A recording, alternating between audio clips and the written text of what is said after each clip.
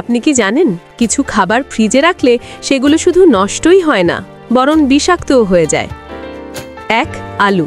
ফ্রিজের ঠান্ডায় আলুর স্টার্চ চিনিতে পরিণত হয় আর রান্না করলে তৈরি হয় অ্যাক্রিলামাইড, যা ক্যান্সারের ঝুঁকি বাড়ায়। 2. রসুন। ফ্রিজে রাখলে রসুনে টক্সিন ও ফাঙ্গাস জন্মায়, যা শরীরের জন্য মারাত্মক ক্ষতিকর। 3. পেঁয়াজ। ঠান্ডায় পেঁয়াজ নরম হয়ে ছত্রাক ও বিষাক্ত সালফার যৌগ তৈরি করে। 4.